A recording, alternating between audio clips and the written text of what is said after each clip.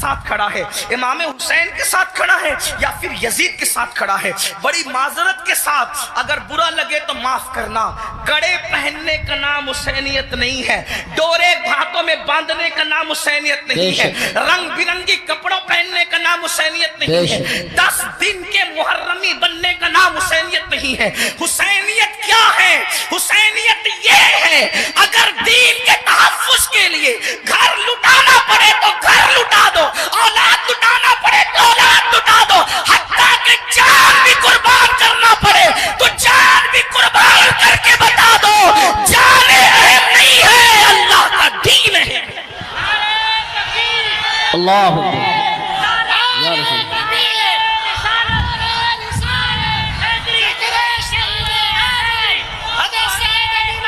بڑی معذرت کے ساتھ کچھ لوگوں نے حسینیت کو بہت سستا کر دیا۔ اگر ڈوڑے کڑے اور کلر کے کپڑوں کا نام حسینیت ہوتا یا چند محفلوں کا نام حسینیت ہوتا پھر تو پوری دنیا حسینیت کی طرف آ جاتی۔ حسینیت اتنی آسان تو نہیں ہے نا۔ اس دور میں بھی 22,000 کا لشکر الگ کھڑا ہے اور 72 نفوس الگ کھڑے ہیں۔ اس سے پتا چلا حسینیت آسان نہیں ہے۔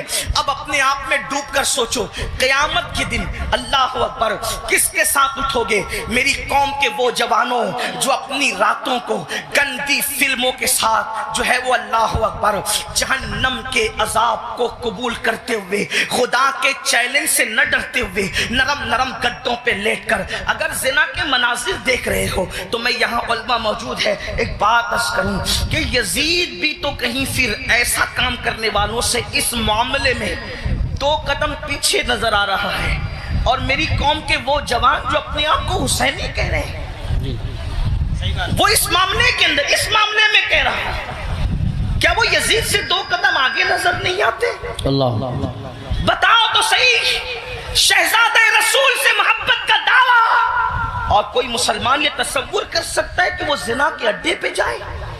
وہ زنا جس کے بارے میں اللہ کے رسول صلی اللہ علیہ وآلہ وسلم غیب داں نبی نے فرمایا کہ قیامت کے دن زانیوں کو آگ کے کپڑے پہنائے جائیں گے، آگ کا کرتا پہنایا جائے گا، اور ان کی شرمگاہوں پر جہنم کی آگ بھڑکائی جائے گی۔ پھر اس کے بعد دوسری چیز شراب کو لے لیں، نشہ کو لے لیں۔ اللہ اکبر 16 17 سال کے لڑکے آج ہمارے نشہ کی طرف جا رہے ہیں، اور اللہ اکبر نشہ کی طرف جو چیز لے جا رہی ہے مجھے ایسا محسوس ہو رہا ہے کہ حقہ جو ہے وہ انسان کو نشے کی طرف تیزی کے ساتھ لے جا رہا ہے۔ میں حقے پر کوئی حکم تو نہیں لگا رہا ہوں، ویسے کہ کوئی میں مفتی بھی نہیں ہوں کہ میں حقے پر کوئی حکم لگاؤں، حکم بیان کرنا میرا کام نہیں۔ میں ایک چھوٹا سا طالب علم ہوں، اصلاح معاشرہ کی محفل میں صرف دل کا درد لے کر کے آیا ہوں۔ ابتدا حقے سے ہوتی ہے، حقہ تو کوئی حرام نہیں، اس طرح کی لوگ بات کرتے ہیں، پھر دھیرے دھیرے سگریٹ پر آتے ہیں، اور سگریٹ کے اندر پھر کیا کیا لگا کے پیا جاتا ہے مجھ سے زیادہ آپ لوگ جانتے ہیں، اور آپ لوگوں سے ہی ہم تک باتیں پہنچتی ہے، اور پھر دھیرے دھیرے انسان ایم ڈی کا، نشے کا، اور خدا جانے کس کس چیز کا عادی ہو جاتا ہے۔ آپ سے پوچھتا ہوں، یزید بھی نشہ کر رہا ہے، آپ بھی نشہ کر رہے ہیں، اور یزید کے اور آپ کے نشے میں فرق کیا ہے؟ اللہ اکبر، شاید یزید نے ایم ڈی وغیرہ کو خواب میں بھی نہیں دیکھا ہوگا۔ اللہ اکبر، اندازہ فرمائے کس طرف جا رہے ہو۔ اللہ اکبر، امام علی مقام علی جدی والی سلام کے سامنے یہ چیلنجز تھے۔ آپ اپنی قوم کو جرائم سے بچانا چاہتے تھے، آپ اپنی قوم کو گناہ سے بچانا چاہتے تھے۔ جانتے ہیں اللہ کے رسول صلی اللہ علیہ وآلہ وسلم نے بستیوں کے اجڑنے اور گھروں کے اجڑنے کے لیے جو بات بیان فرمائی ہے اس کو دل کے کانوں سے سنیں۔ اللہ کے غیب داں نبی صلی اللہ علیہ وآلہ وسلم ارشاد فرماتے ہیں، راتوں کو کچھ لوگوں کے مکانات خود بخود زمین میں دھس جائیں گے، زمین کے اندر جو ہے زمین بوس ہو جائیں گے۔ آپ کبھی سنتے ہیں نا کہ فلاں بلڈنگ گر گئی، فلاں بلڈنگ زمین میں دفن ہو گئی۔ میں یہ نہیں کہتا کہ سب اسی وجہ سے ہوتی ہے، لیکن اللہ کے حبیب غیب داں نبی صلی اللہ علیہ وآلہ وسلم گھروں کے اجڑنے کے، گھروں کے زمین بوس ہونے کے اسباب کیا بیان کرتے ہیں۔ لوگ کہتے ہیں ہمارے گھروں پر یہ چل رہا ہے، وہ چل رہا ہے۔ میں نے کہا جو چلا رہے ہیں ہم ان کے بھی ساتھ نہیں ہیں، لیکن اپنا کرتوت بھی تو دیکھو۔ قرآن کہتا ہے وما اصابکم من مصیبت فبما کسبت ایدیکم، کہ تم پر جو بھی مصیبت آتی ہے وہ تمہارے کیے دھرا ہے، وہ تمہارے برے اعمال کا نتیجہ ہے۔ اللہ اکبر۔ کیا ہوا؟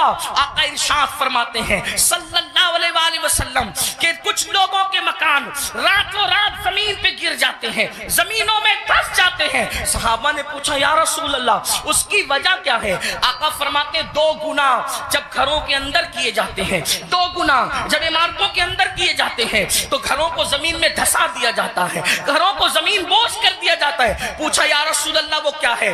فرمایا ایک موسیقی ہے، میوزک ہے۔ جس گھر میں میوزک بجتا ہے اور جس گھر میں شراب پی جاتی ہے، راتوں رات ان گھروں کو زمین میں دھسا دیا جاتا ہے۔ اب آپ مجھے بتاؤ، کانوں میں ایئر فون لگا کر راتوں کے 3-4 بجے تک میوزک سننے والوں، کیا تمہیں اپنے گھروں سے پیار نہیں ہے؟ تمہیں اپنے گھروں سے محبت نہیں ہے؟ تمہیں اپنے گھروں سے الفت نہیں ہے؟ اور پھر اللہ کے حبیب علیہ السلام فرماتے ہیں جس نے دنیا میں شراب کا ایک گھونٹ پیا اور توبہ نہیں کی، جب وہ مرے گا تو مرنے وقت اس کی زبان پہ کلمہ جاری نہیں ہوگا، وہ کلمے سے محروم رہے گا۔ اور یہاں تک کہ حضرت مالک الدینار فرماتے ہیں میں نے کئی نشہ کرنے والوں کو کفر پر مرتے دیکھا ہے۔ اللہ اکبر۔ حضرت عمر ابن عبدالعزیز کہتے ہیں میں نے کئی نشہ کرنے والوں کو کفر پر کافر ہو کر مرتے دیکھا ہے۔ اللہ کے بندو ذرا غور تو کرو۔ پھر تیسری چیز لیتے ہیں نماز کے حوالے سے۔ 95% لوگ نماز نہیں پڑھتے ہمارے معاشرے کا، اور لوگ آسانی سے کہہ دیتے ہیں مولانا ہمیں ٹائم نہیں ملتا۔ بلکہ عاشور کے شب میں بھی جس میں جمعرات ہی کو جنگ ہو رہی تھی کربلا کی، اکثر مورخین کہتے ہیں جمعرات کو ہی جو ہے وہ جنگ کا آغاز کر دیا تھا۔ امام پاک نے پوچھا غازی عباس سے عباس کیا کر رہے ہیں یہ لوگ؟ کہا وہ تو جنگ شروع کرنے کی بات کرتے ہیں۔ کہا ان سے کہہ دو کہ ہمیں نماز بہت پسند ہے، ہمیں تلاوت بہت پسند ہے، ہمیں گریہ اللہ کے لیے کرنا بہت پسند ہے، ذکر اذکار بہت پسند ہے۔ وہ جنگ تو ہونی ہے لیکن ایک رات کی وہ ہمیں مہلت دے دیں تاکہ آنے والی رات شب عاشور ہے اس پہ ہم اللہ کی عبادت کریں، گریہ وزاری کریں۔ آپ سے پوچھتا ہوں امام تو مہلت لے رہے ہیں عبادت کے لیے، اور اللہ رب العزت نے ہمیں پوری زندگی دی ہے، عبادت کی طرف نہیں آتے۔ کتنی سادگی سے انسان کہتا ہے مولانا ٹائم نہیں ملتا۔ مجھے بتاؤ ہم سے بڑھ کر کے مکر کون کر رہا ہے؟ ہم کہتے ہیں ٹائم نہیں ملتا۔ اگر تلاوت کے لیے ٹائم نہیں ہے تو گھنٹوں گھنٹوں واٹس ایپ پر وقت کے لیے کیسے ٹائم ملتا ہے؟ اگر اللہ کی عبادت کے لیے ٹائم نہیں ہے تو فیس بک پر یوٹیوب پر گھنٹوں گزارنے کے لیے ٹائم کیسے ملتا ہے؟ دوستوں کے ساتھ گپ شپ کرنے کے لیے ٹائم کیسے ملتا ہے؟ یاد رکھیے اللہ کے بندو، کب تک عیاشیاں کرتے رہو گے؟ کب تک جرائم کرتے رہو گے؟ کب تک خدا کے غضب کو چیلنج کرتے رہو گے؟ کب تک اللہ کے عذاب کو دعوت دیتے رہو گے؟ کب تک خدا کے عذاب سے غفلت برتتے رہو گے؟ یاد رکھنا اللہ نے کسی کو بہت لمبی عمر ہمیشہ کے لیے نہیں دی ہے۔ آخر موت ہے موت، آخر موت ہے موت۔ جب اس نے محبوبوں کو موت دی ہے تو پھر مردودوں کا کیا حال ہوگا؟ جب اس نے مقربین کو موت کا مزہ چکھایا ہے تو دور رہنے والوں کا کیا حال ہوگا؟ یاد رکھنا جس دن روح کا رشتہ جسم سے ٹوٹ جائے گا اس دن سوائے پچھتاوے کے کچھ ہاتھ نہیں آئے گا۔ اللہ اللہ، جب لوگوں کے درمیان بیٹھتے ہو تو ولیوں کی طرح باتیں کرتے ہو، اور جب تنہائیوں میں ہوتے ہو تو شیطان کا ننگا ناچ بن جاتے ہو۔ یہ منافقت نہیں ہے تو اور کیا ہے؟ زبان کچھ اور کہے اور کردار کچھ اور کہے۔ قرآن کہتا ہے لما تقولون ما لا تفعلون، وہ کیوں کہتے ہو جس پر خود عمل نہیں کرتے۔ مسلمانوں بتاؤ، اللہ اکبر، ہمیں نماز کے لیے ٹائم نہیں۔ کون نماز؟ وہ نماز جو معراج المومنین ہے، وہ نماز جو رسول اللہ صلی اللہ علیہ وآلہ وسلم کی آنکھوں کی ٹھنڈک ہے، وہ نماز جو گناہوں سے انسان کو ایسے پاک کر دیتی ہے جیسے غسل کرنے والوں کے جسم کا میل ختم ہو جاتا ہے، وہ نماز جو اللہ سے بندے کو قریب کر دیتی ہے، اللہ کا قرب نصیب ہوتا ہے جس نماز سے۔ کون سی نماز؟ وہ نماز جس کی بنیاد پر انسان رحمتوں کا مستحق ہوتا ہے۔ کون سی نماز؟ وہ نماز جس سے روزی میں برکت ہوتی ہے، وہ نماز جس کے بعد دعائیں قبول ہوتی ہے، وہ نماز جس کے پڑھنے سے بیماریوں کا خاتمہ ہوتا ہے، وہ نماز جس کے بعد انسان کو مقام محبوبیت ملتا ہے، وہ نماز۔ اللہ اکبر، سارے احکامات زمین پر بھیجے گئے لیکن جب نماز دینا ہوا تو زمین پر نہیں بھیجی گئی بلکہ معراج میں لامکاں پہ بلا کر محبوب کو دے کے بتایا گیا۔ سارے احکامات اپنی جگہ ہے لیکن لیکن نماز کا معاملہ اپنی جگہ ہے. اسی لیے بزرگوں نے فرمایا, اللہ کے رسول علیہ السلام فرماتے ہیں کہ سب سے پہلے قیامت میں نماز کے بارے میں پوچھا جائے گا. اگر نماز کا معاملہ آپ کا کلیئر ہوا تو سارے معاملات کلیئر کر دیے جائیں گے, اور اگر نماز کے معاملے میں اٹک گئے, نماز کے معاملے میں پھنس گئے, تو پھر انسان بچ نہ سکے گا. آپ مجھے بتائیں, ہمیں اللہ سے ڈر نہیں لگتا؟ جس قیامت کے دن کے بارے میں کعب احبار کہتے ہیں, اگر 70 انبیاء کے برابر بھی کوئی اعمال بفرض محال لے کر کے پہنچے تو بھی وہ اپنے اعمال کو حقیر جانے گا, حقیر. آپ سے پوچھتا ہوں کیوں وقت نہیں نکالتے؟ اب آئیے آپ سے پوچھوں, امام تو سجدے کی, امام تو اللہ اکبر شہادت کے وقت بھی سجدہ کرتے ہیں. کتنا دردناک وقت ہوگا, اللہ اللہ, جب انسان کا ایکسیڈنٹ ہوتا ہے اور وہ موت کو قریب دیکھتا ہے تو انسان اپنی جان کی فکر کرتا ہے. مگر قربان میرے امام شہید کربلا نے جب آخری وقت آیا تو بھی اپنے سر کو سجدے میں رکھا, اور سر سجدے میں رکھ کر کے بتا دیا, اوروں کو جان سے محبت ہے لیکن علی کے بیٹے کو اپنی جان سے زیادہ سجدے سے محبت ہے. آپ بتائیں تو صحیح. اور اسی نماز سے ہم دور ہیں. عاشور میں بھی نماز دور کرتے, عاشور میں بھی نماز سے دور رہتے ہیں. آئیے اب اس اپنی گفتگو کو اینڈ کی طرف لے جاتے ہوئے آپ سے پوچھوں, اگر قیامت کے دن, توجہ کرنا ان جملوں پر, اگر قیامت کے دن فہرست بنی زانیوں کی کہ زانی ایک ساتھ کھڑے رہیں, توجہ آپ, زانیوں کی فہرست بنی کہ زانی ایک ساتھ کھڑے رہیں گے, تو جس گروپ میں یزید ہوگا اسی گروپ میں زنا کرنے والے بھی تو ہوں گے نا. دنیا کے اندر بڑی بڑی باتیں ہانکنا آسان ہے. محشر آپ کی مرضی اور میری مرضی سے نہیں ہوگا. محشر کو محشر کہتے اس لیے ہیں کہ وہاں بڑے بڑے مقربین بھی نفسی نفسی کہیں گے. تھوڑا کسی کے دل کی فریاد دل کے کانوں سے سنو, میری قوم کے جوانوں جہنم کا ایندھن بننے نہیں آئے ہو, میری قوم کے جوانوں اللہ کو ناراض کرنے نہیں آئے ہو.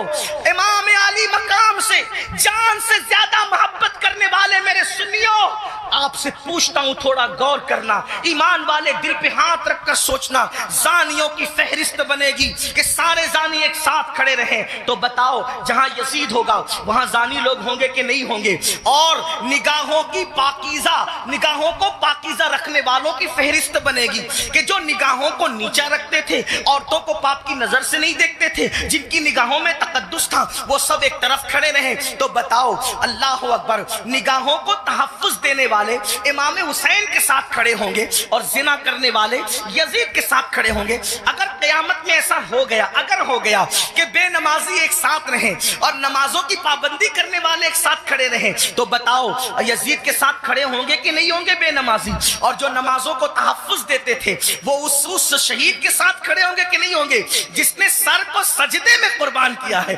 سر سجدے میں قربان کیا ہے. اللہ اللہ, کسی نے کہا تھا ہو سکے تو لائیے دونوں جہاں میزان میں نے ایک سجدہ زمین کربلا سے لے لیا. اللہ اکبر. بتاؤ مسلمانوں, تو پتہ چلا یہ نظریات کی جنگ ہے, یہ نظریات کی جنگ ہے. آپ سے پوچھوں, جنگ میں جب انسان جاتا ہے, جنگ میں جب انسان جاتا ہے فوج لے کر جاتا ہے, بہن لے کر نہیں جاتا. جنگ میں انسان جاتا ہے فوج لے کر جاتا ہے, بیبیاں لے کر نہیں جاتا. جنگ میں انسان جاتا ہے, اللہ اکبر, فوج لے کر جاتا ہے, سوتیلے بھائی لے کر نہیں جاتا. جنگ میں انسان جاتا ہے 6 مہینے کا بچہ لے کر نہیں جاتا. امام آپ جنگ میں بھی جا رہے ہیں, اور کچھ لوگ تو یہ کہتے ہیں کہ چلو اتفاقی حادثہ ہو گیا. اتفاقی حادثہ آپ کے مورخین کے لوگوں کے لیے کہنے کو ہے, ورنہ رسول اللہ کے گھر کا بچہ بچہ جانتا تھا. آقا نے اتنی تفصیل سے کربلا بیان کی تھی. ابن عباس کہتے ہیں کہ نبی کے گھر کے بچے بچے کو پتا تھا کہ حسین میدان کربلا میں کھڑے جو وہ شہید ہوں گے. جنگ صفین کے موقع پر مولا کائنات جب کربلا کے قریب سے گزرے تو روئے, فرمایا یہاں حسین کے اونٹ بیٹھیں گے, یہاں ان کے کجاوے رکھے جائیں گے. یعنی کتنی تفصیل معلوم تھی خاندان رسول کو کہ اونٹ اونٹ کہاں بیٹھیں گے وہ بھی پتا ہے, خیمے کہاں لگیں گے وہ بھی پتا ہے, کجاوے کہاں رکھے جائیں گے وہ بھی پتا ہے. آپ کہتے ہیں حادثہ ہو گیا, لیکن یہ حقائق ہے, سچائی ہے. امام آپ جنگ کے لیے جا رہے ہیں, لیکن بیویاں لے جا رہے ہیں, جنگ کے لیے جا رہے ہیں, بہنیں لے جا رہے ہیں, جنگ کے لیے جا رہے ہیں, بیٹیاں لے جا رہے ہیں, جنگ کے لیے جا رہے ہیں, بچے لے جا رہے ہیں, جنگ کے لیے جا رہے ہیں, سوتیلے بھائی لے جا رہے ہیں. ایسا کیوں؟ امام گویا کے بتائیں گے یہ تلواروں کے ٹکرانے کی جنگ نہیں, بلکہ یہ کردار کی جنگ ہے, یہ نظریات کی جنگ ہے. ایک طرف یزید سوتیلی ماں کو پاپ کی نظر سے دیکھ رہا ہے, تو ہم میدان میں بتائیں گے کہ سوتیلے رشتے کا تقدس کیا ہے. آپ دیکھیں پوری دنیا کے اندر سوتیلا رشتہ ہمیشہ مشکوک رہا ہے. آپ توجہ کریں, سوتیلا رشتہ ہمیشہ مشکوک رہا ہے. آپ نہیں دیکھتے سوتیلے رشتے کا مطلب قرآن کی تفاسیر اٹھا کر کے دیکھیں, ابن عباس سے لے کر صاحب نعیمی تک سوتیلے رشتے کا مطلب کیا. حضرت یعقوب علیہ السلام کی بیوی جو حضرت یوسف علیہ السلام کی سوتیلی ماں ہے, اللہ اکبر, وہ اپنے بیٹوں کو بتا رہی ہے, اللہ اکبر, کہ تمہارے سوتیلے بھائی نے یہ خواب دیکھا ہے. اسی طرح ہے نا, سوتیلے بھائی ہاتھ کا پانی چھین کر کے زمین پہ ڈال رہے ہیں, سوتیلے بھائی ہاتھ کی روٹی چھین کر کے کتے کو ڈال رہے ہیں, سوتیلے بھائی مار پیٹ کر کے کنویں میں پھینک رہے ہیں. یہی تو سوتیلا رشتہ لوگ جانتے ہیں. مگر قربان جائیں, امام علی مقام سوتیلے بھائیوں کو کربلا میں لے جا کر اور پھر ان کی وفا کا اظہار کر کے بتا رہے ہیں. آخر کار امام حسین نے سوتیلے بھائیوں کے ساتھ سلوک کیا کیا ہوگا کہ سوتیلے بھائی اپنی جان سے زیادہ اپنے سوتیلے بھائی سے پیار کر رہے ہیں. کوئی کسی پر یوں تو نہیں مرتا, کوئی کسی سے یوں تو پیار نہیں کرتا. اب آپ سے پوچھتا ہوں, حسین پاک کا سوتیلا بھائی سب سے زیادہ معتبر با وفا ہے, جسے دنیا غازی عباس کے نام سے جانتی ہے. آپ سے پوچھتا ہوں, وفا کا دوسرا نام اگر کربلا کے بعد ہم سے کوئی پوچھے تو ہم حضرت غازی عباس کا نام لیا کرتے. شمر نے اللہ اکبر رشتہ داری کی وجہ سے حضرت عباس کو امان لکھی, ان کے بھائیوں کو امان لکھی. تو حضرت عباس نے کہا شمر تجھ پر بھی لعنت ہے اور تیری امان پر بھی لعنت ہے, واللہ تو نے نبی کے شہزادے کو امان نہیں دی. ان کو کاٹنا چاہتا اور ہمیں بچانا چاہتا ہے. حسین کے بعد زندہ رہنے کو ہم پسند ہی نہیں کرتے. یہ ایک سوتیلے بھائی کا جذبہ. اب آپ سے پوچھتا ہوں, اگر آپ کربلائی ہے, اگر آپ حسینی ہے, تو اس مجمع میں اپنے دل میں سوچو آپ کے سگے بھائی کے ساتھ آپ کا سلوک کیا ہے. کربلا صرف کالے کپڑوں کا نام تو نہیں ہے نا پہننے کا. کربلا سینہ پیٹنے کا نام نہیں ہمارے درمیان. ہمارے درمیان کربلا اسوہ مصطفیٰ کی تفسیر کا نام ہے. ہمارے نزدیک کربلا بدر و احد کے مقصد کی تکمیل کا نام ہے. آپ سمجھتے کیا ہے کربلا کو, لیکن ہمارے اندر کربلا کہاں ہے. ہم نے رسمی اور اسمی کربلا کو تو دیکھا, ہم نے حقیقت کربلا کو نہیں دیکھا. بتاؤ آپ پر ہمارا جذبہ بھائی کے بارے میں کیا ہے. یہی نا, اس کا کھیت ہڑپ کر لیا, اس کا حصہ ہضم کر لیا, اس پر کیس کی کر دیا, اس کے خلاف کھڑے ہو گئے. اس کی بیٹی کو اچھے رشتے آتے تو آپ کو پسند نہیں آتا, آپ کو ہضم نہیں ہوتا. بتائیں تو صحیح, اس کے گھر میں بیٹے ہی بیٹے پیدا ہوں تو آپ کو تکلیف ہوتی ہے. یہ آپ کا معاملہ سگے بھائی کے لیے, اور وہاں سوتیلے بھائی کے ساتھ انداز کیا ہے سرکار غازی عباس کے ساتھ دیکھیں. پھر اس کے بعد امام اپنی بہن کو کربلا میں لائے.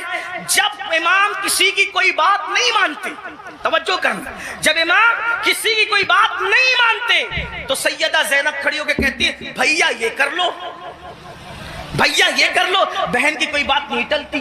گویا کہ حسین بتا رہے ہیں وہاں بہن کا کوئی تقدس نہیں ہے, اور یہاں بہن کے تقدس کا عالم یہ ہے کہ بظاہر اگر حضرت امام کے اپنی فکر کے خلاف بہن بات کر رہی ہے تو امام اس کو ہی مانتے نظر آ رہے ہیں. کس نے نہیں کہا تھا کہ علی اصغر کو لے جائیں اور یزیدیوں سے کہہ کے پانی پلاتے. امام نے سب کو منع کیا, لیکن جب بہن آئی بہن نے کہا میرے لیے چلے جائیں, میں کہہ رہی ہوں آپ چلے جائیں. تو مورخین لکھ رہے ہیں بہن کی بات مان کر امام یزیدیوں کی طرف جاتے ہوئے نظر آتے ہیں. حالانکہ یہ امام پاک رضی اللہ تبارک و تعالیٰ کی شان ہے کہ یزیدیوں کے ہاتھوں سے ان کے شہزادہ والا تبار نے پانی نوش نہیں فرمایا, وہ تو شہید ہو گئے. لیکن آپ سے پوچھتا ہوں بہن کے بارے میں امام علی مقام کا حال یہ, بیویوں کی موجودگی میں قیادت کا جھنڈا خاندان نبوت کا کسی کے ہاتھ میں دیتے ہیں, بیٹے بیٹیوں کی اور بیویوں کی موجودگی میں اس کو بہن کہتے ہیں. بتاؤ امام تو بہن سے اتنا پیار کرتے ہیں, ہمارا اور آپ کا بہنوں کے ساتھ کیا تعلق ہے؟ ہمارا اور آپ کا بہنوں کے ساتھ کیا رشتہ ہے؟ آپ بتائیں مجھے. اگر بہن گھر آ جائیں 4 بچوں کو لے کر تو بھائی اور بھابھی بات کرتے ہیں, کھلائیں گے کہاں سے؟ حیرت کی بات یہ ہے جس قوم کی سوچ فکر حسین سے اس قدر گر جائیں, پھر کیا اس قوم کے لیے یہ نہ کہا جائے کہ وہ نام کے لیے تو حسینی بنی ہے لیکن افکار کے اعتبار سے وہ کہیں نہ کہیں یزیدیت کا شکار ہے. میرے آقا صلی اللہ علیہ وآلہ وسلم کے دیوانوں, جانتے ہیں بہن کا مقام کیا ہے, بہن کا مرتبہ کیا ہے؟ اور یہ اللہ کے رسول علیہ السلام سے سیکھا.